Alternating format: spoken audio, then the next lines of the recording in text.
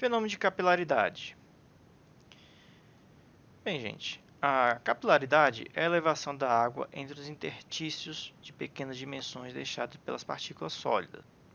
Se colocarmos em um becker com água um tubo, veremos a água se elevar, por efeito capilar.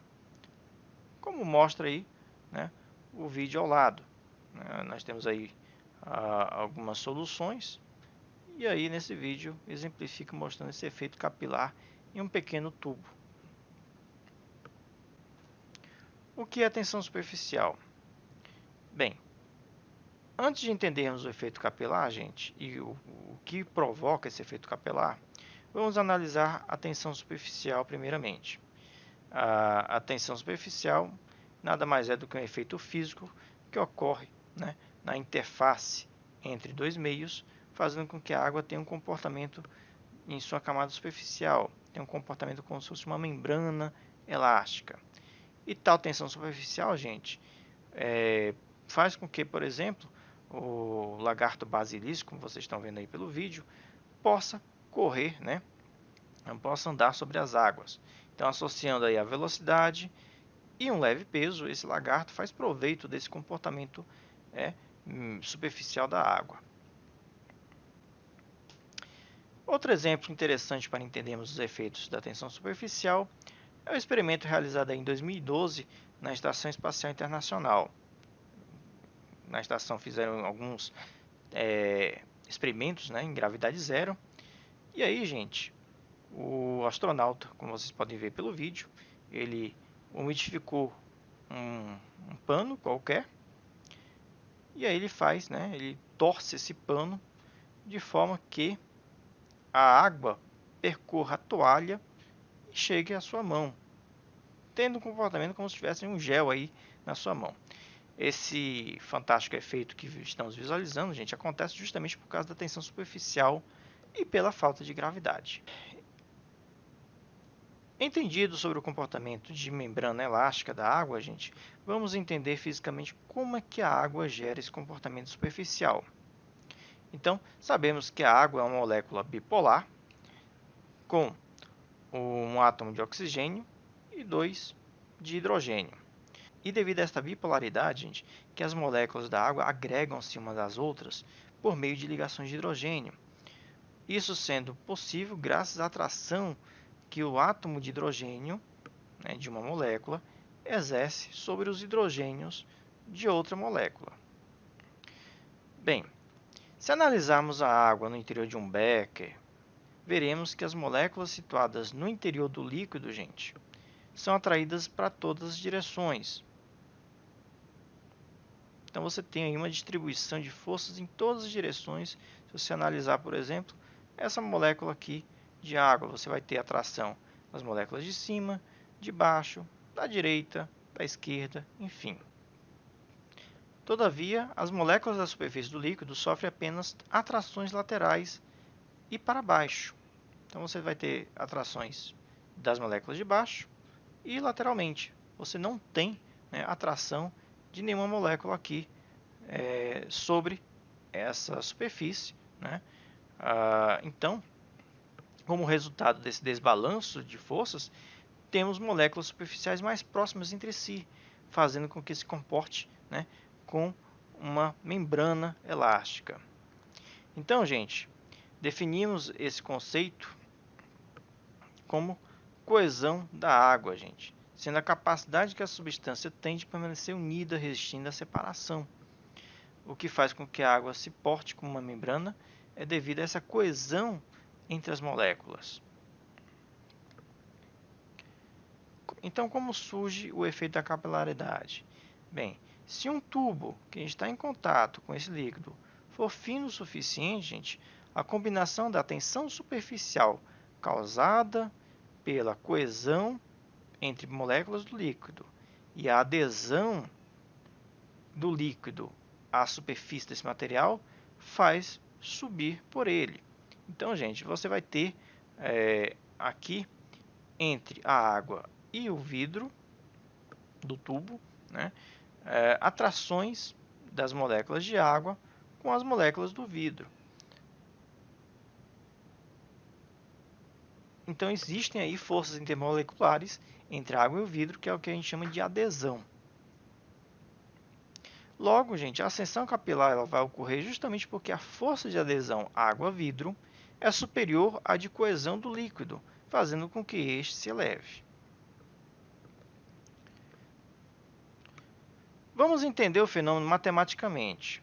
Nós temos um becker com água, um tubo de diâmetro 2R e, por causa da ascensão capilar, a água se eleva até uma altura hc. Logo, gente, o peso da coluna de água que está sendo sustentado pela tensão superficial ocorre na superfície da água, ou seja, a coesão das moléculas de água na superfície do líquido. Então, gente, esse peso de coluna de água vai ser igual numericamente à força da tensão superficial que está em contato ali com o vidro. Sabemos que o peso da coluna de água é o gama da água vezes a área vezes a altura. Isso vai ser igual à tensão superficial vezes 2πr. Por que 2πr? Porque essa tensão superficial, gente, ocorre radialmente, né, ao redor do vidro. Se nós cortarmos π com π, r com r, nós temos que essa expressão se reduz a o gama da água vezes o r vezes hc igual a 2 vezes a tensão superficial. Logo, a altura hc ela vai ser 2 vezes a tensão superficial dividido pelo gama da água dividido por r. Então, gente, concluímos que quanto maior o raio, menor vai ser a altura capilar. Bem, e quanto ao efeito capilar, gente, no solo? Bem, nós sabemos que o solo ele é formado por vazios e partículas. Quando chove, pessoal, a água ela pode infiltrar livremente, né, por esses vazios, por esses poros, neste meio, gerando aí, né, com que ocorra o surgimento de um lençol freático, como podemos ver aí pela imagem. Então, pessoal, o que acontece? O solo ele vai ter um comportamento semelhante de um tubo capilar. A água ela vai se elevar pelos vazios deste meio. Devido a essa dimensão muito pequena dos vazios tortuosos que o solo tem, e devido à adesão da água em seus grãos de quartzo, por exemplo, o solo passa a ter um comportamento semelhante ao de um tubo capilar. É importante destacar que, devido à natureza do solo, pode não existir uma saturação 100% nessa região de acessão por capilaridade. Então, nessa situação, nós dizemos que o solo, né, nesta região, está numa condição parcialmente saturada. Outro ponto importante, gente, é em relação à pressão atuante nessa região, né, nessa região dessa ascensão capilar. A pressão, gente, da água, ela está abaixo da pressão atmosférica, ou seja, ocorre aí uma pressão negativa ou o que a gente chama de sucção do solo. Aqui nós temos outro fato interessante sobre esse efeito capilar no solo. Nós temos aqui 4 partículas de solo, como vocês podem observar, em contato com uma pequena quantidade de água. Esta água, devido à adesão, cria meniscos capilares e surge aí o efeito de membrana, como vimos anteriormente, né? Como se fosse um pequeno menisco capilar.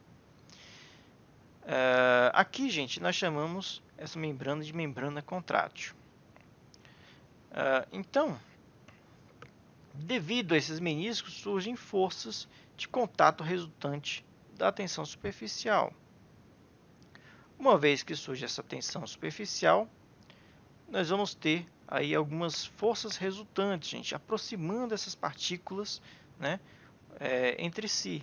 E isso surge, gente, o que chamamos de coesão aparente do solo. Bem, e é por isso que areias em estado úmido, gente, tendem a ganhar resistência. E ganhando resistência, né, elas podem ser, por exemplo, moldadas como a gente pode observar aí pelo vídeo, né, na construção de castelos de areia aí na praia.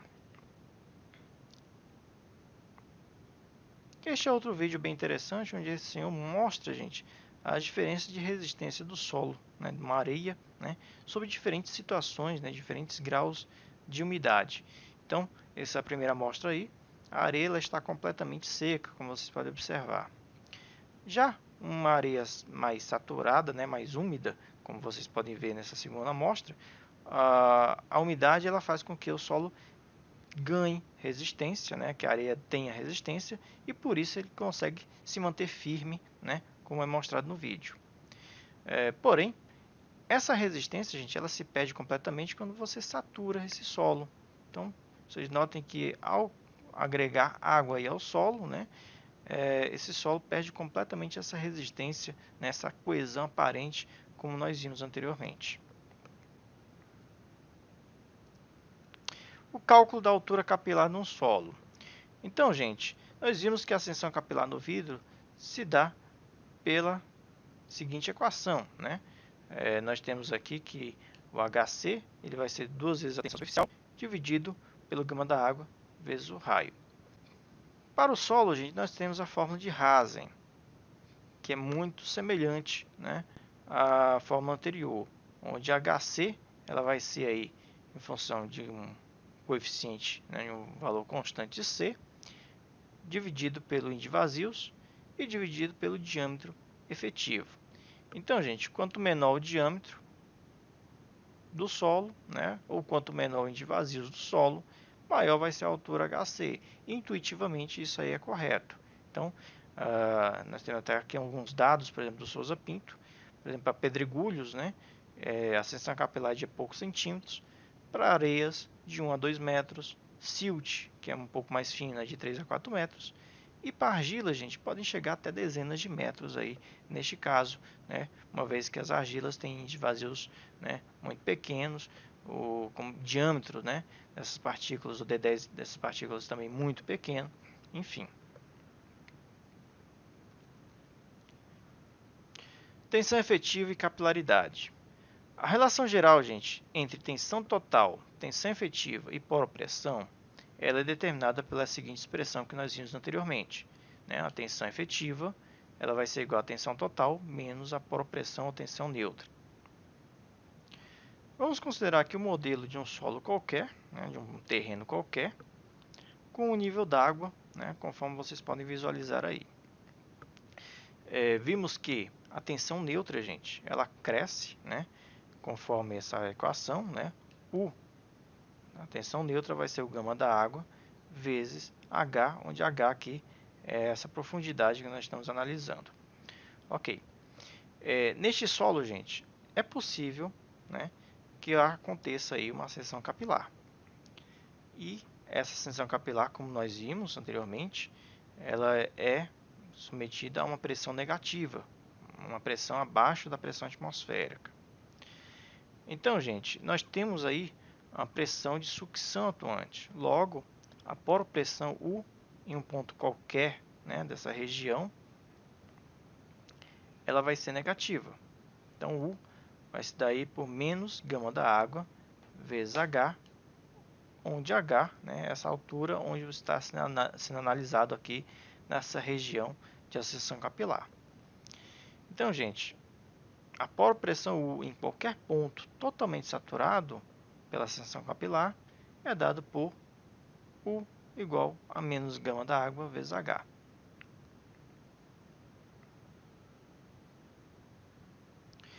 Se a saturação, gente, por ascensão capilar for parcial, pode se aproximar por U igual ao grau de saturação vezes o gama da água vezes H. Exercício 3. Um perfil de solo é mostrado na figura a seguir. Determine a tensão efetiva nos pontos A, B e C.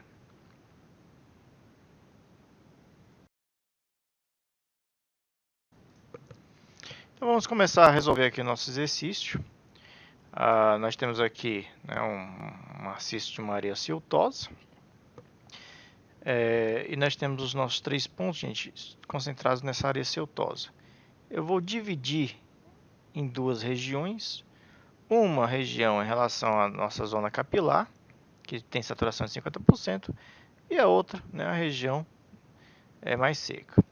Vou chamar essa primeira altura, gente, de H1 e essa segunda altura aqui de 0,91 de H2. Bem, o que nós precisamos saber? Nós precisamos descobrir qual é o peso específico de cada região dessa região seca e dessa região com saturação de 50%. Então, pessoal, nessa região 1, como não tem nenhuma informação de umidade, eu estou presumindo que a umidade aqui seja zero. Tá? Então, quando você não tem informações sobre umidade, a gente pode presumir que está zero aí nesse caso.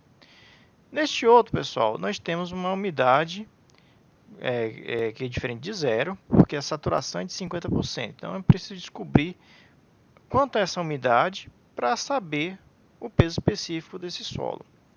Ok? Então, nós vamos começar a calcular aqui esses pesos específicos. E eu vou utilizar, gente, essa equação aqui e essa outra relação aqui de índices físicos. Ok? Então, vamos começar aqui. O primeiro passo que eu vou calcular aqui vai ser aqui o peso específico do solo 1, que é esse solo, né, dessa areia siltosa mais seca. Então, gente, a gente sabe que o índice de vazios ele é o nosso gama S sobre o gama D menos 1. O gama S, o nosso índice de vazios é de 0,5. Isso vai ser igual ao gama S, que é dado na questão, que é 26, dividido pelo gama D, que eu não conheço, menos 1. Resolvendo aqui, nós vamos ter que o gama D deste solo é de 17,3 kN por metro cúbico. Então, este é o peso específico para o solo 1. Vamos fazer o mesmo cálculo agora para o solo 2. Então, item 2, peso específico do solo 2.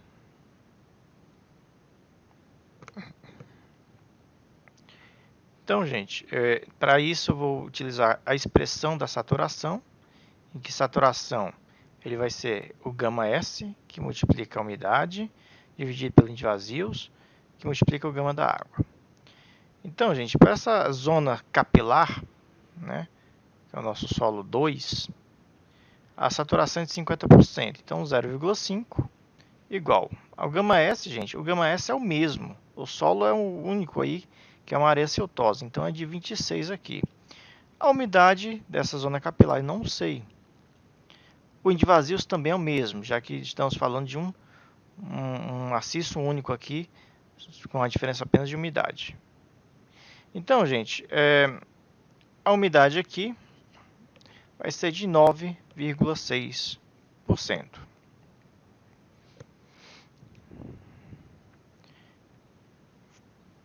Agora, eu vou fazer o seguinte. Nós sabemos que o nosso gama N, que é o peso específico úmido, é o gama D, que multiplica 1 mais umidade. Então, o gama N, que eu não conheço, vai ser o gama D, que a gente calculou anteriormente, que é 17,3, que multiplica 1 mais 0,096. Então, gente, o peso específico úmido para essa areia siltosa aí é de 19 kN por metro cúbico. Encontrados os pesos específicos, gente, agora nós vamos começar a calcular as tensões nos pontos A, B e C. A primeira tensão que eu vou calcular aqui trata-se do cálculo da tensão total, né? Cálculo de sigma. Então, gente, eu vou fazer agora para o ponto A. Então, para cada ponto eu vou estar calculando essa tensão. O ponto A, gente, está na superfície do terreno. A altura é igual a zero. Não tem nada em cima sobre o ponto A. Então, a tensão total aí no ponto A vai ser 0 kN por metro quadrado. Não tem nenhuma solicitação sobre este ponto A, então é 0. Vamos analisar o ponto B, né? A tensão total no ponto B. O do ponto B, gente, nós temos aqui, pela imagem que vocês estão observando, 1,83 metros de solo. Então, a tensão total vai ser esses 1,83 metros que tem de solo sobre o ponto B. Então, vai ser o gama 1 vezes a altura 1. Então, nossa tensão total, o gama é o gama do solo seco, 17,3, que multiplica ao H1, que é 1,83. Então, pessoal, fazendo as contas aqui, nós temos que a tensão total aí para o ponto B, ele vai ser de 31,7 kN por metro quadrado. Agora, vamos analisar, gente, o ponto C. Nossa tensão total aqui no ponto C vai ser o gama 1 vezes H1 mais gama 2 vezes H2. A tensão total no ponto C vai ser igual, o peso específico 1 é 17,3, o H1 é 1,83, mais o peso específico 2 é o gama N, que é 19, que multiplica o H2, que é 0,91. Fazendo o cálculo aqui, nós temos que a tensão total no ponto C é de 49 kN por metro quadrado.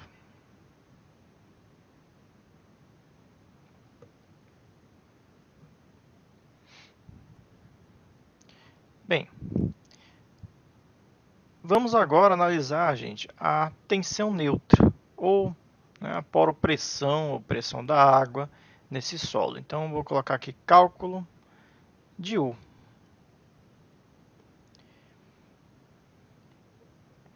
Então, pessoal, vamos ver aqui o primeiro ponto, que é o ponto A. Para esse ponto A, nós não temos água sobre esse ponto A. Ó, o nível d'água ele encontra-se aqui abaixo da área siltosa, certo? Então, gente, essa altura de água é igual a zero. Então, a nossa poropressão do ponto A vai ser igual a zero.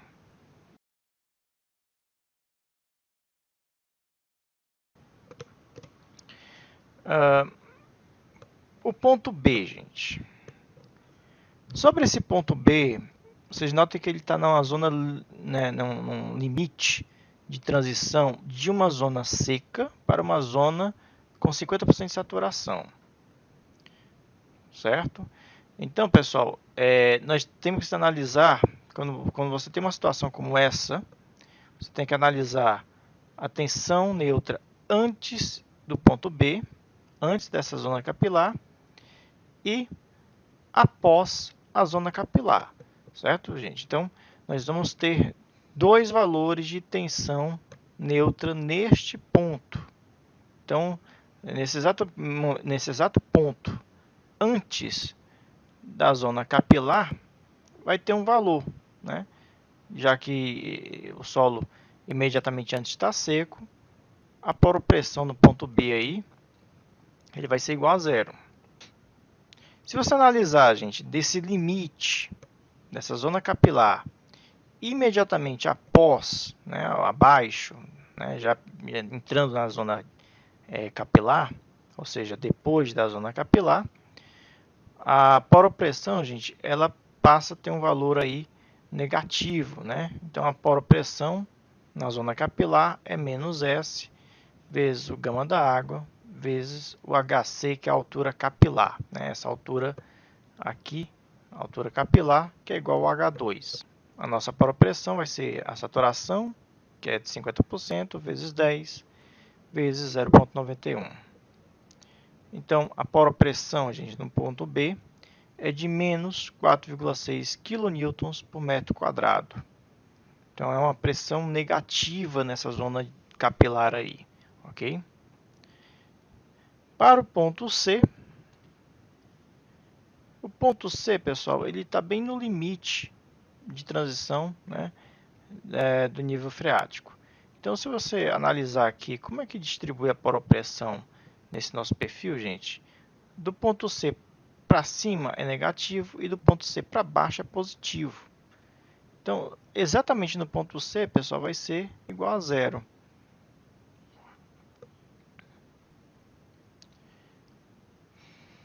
Bem, nós temos aqui o ponto A. O ponto B, ele tem dois valores. Você vai ter que analisar o B antes e o B depois. Isso sempre vai ser válido, pessoal, para quando você tiver uma situação de zona capilar. E o ponto C. Para o ponto A, gente, a tensão total é zero, está na superfície. Para o ponto B, calculamos aí o valor de 31,7. Então, antes e depois, gente, a tensão total é a mesma, não muda. Para o ponto C, a tensão total é de 49 kN por metro quadrado. A tensão neutra no ponto A é zero. Para o ponto B, antes é zero. Para o ponto B, depois, né, nessa zona capilar, ela é negativa de 4,6. E para o ponto C, como está no limite aqui do nível freático, vai ser igual a zero. A tensão efetiva, gente, vai ser a tensão total menos a tensão neutra. No ponto A, 0 menos 0 dá 0. No ponto B, vai dar 31,7. Nesse ponto P depois, gente, vai ser 31,7 menos 4,6. Isso dá 36,3. E no ponto C, dá 49 kN por metro quadrado a tensão efetiva. Então, gente, essa aula de hoje foi baseada no capítulo 5 do Souza Pinto e no capítulo 9 do DAS.